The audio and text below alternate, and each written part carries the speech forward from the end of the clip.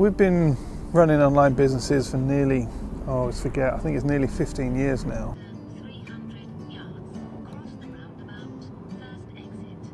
And we've built lots of different businesses during that time. And one of the things I want to talk today about is building a business, an online business, any business really, but especially an online business, from a position of strength. And we've learned a lot of lessons, both good lessons and bad lessons during that time.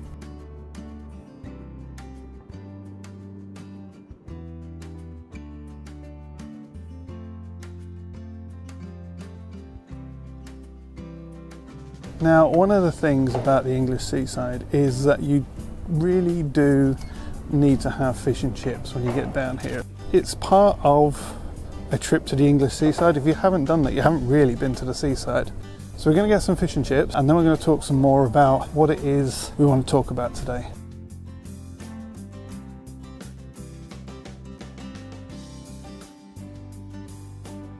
There's two aspects to a business. As one is getting your costs down, and then the other side of a business is increasing your profitability. And they're two things you really need to focus on. So oftentimes when we start a new business, especially an online type business, we might rush out, want to buy the latest and greatest equipment. We want to do that on credit sometimes. And what happens is that something called compound interest starts working against your business. Because when you borrow money from people to start your business, there's interest. You don't just pay back that, you've actually got to start earning them money. You're in effect, you're working for them. You're working for the credit card, you're working for the bank. And the interest is flowing away from you. So all the time you're paying lots and lots of money over the top, and the compound interest starts affecting your profits. It eats out of your profit. And then what happens is, you don't just have the compound interest, you also have depreciation. So you buy a lot of stuff, you start out, especially if you're using video equipment or photography equipment in your business like we do. And what's going to happen is that equipment's going to depreciate fast. And what you're going to find is you're losing money all the time. So one of the key things to do when you're first starting out in your business is keep your costs to a minimum. Get by with the equipment you have. Let's just use an example. If you want to film something, you want to create a video like this to market your business. Now, don't go out and buy a £3,000 video camera. Use your iPhone, borrow someone's iPhone. Keep your costs to an absolute minimum. Then that's where you get caught out in business, is everyone tells you to borrow. And all you're doing, you're just working for someone else. So if we're building a business from a position of strength, one of the first legs is keeping costs to an absolute minimum. Watch every penny. Now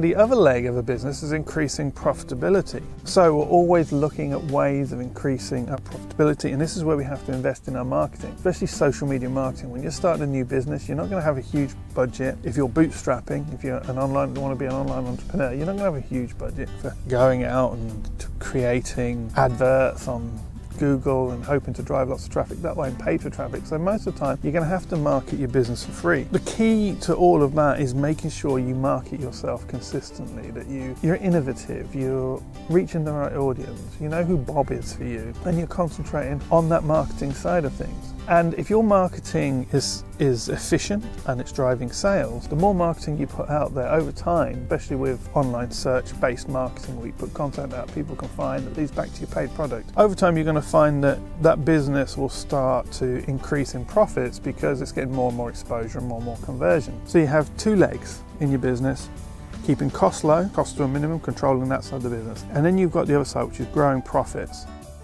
And when you grow this here, this should pretty much stay where it is. We don't want to be increasing our costs just because our profits are going up. But as we grow our business, as we invest more and more in our marketing and get a bigger audience, put more content out there, the profit is going to grow. So when it comes to being an online entrepreneur, they're the two most important things I think that you can sort of have. These are the two most important attitudes when it comes to growing your business. And it seems pretty basic, pretty common sense, but a lot of people are out there telling you to do something different, and the banks are encouraging you to borrow and the credit cards are encouraging you to borrow.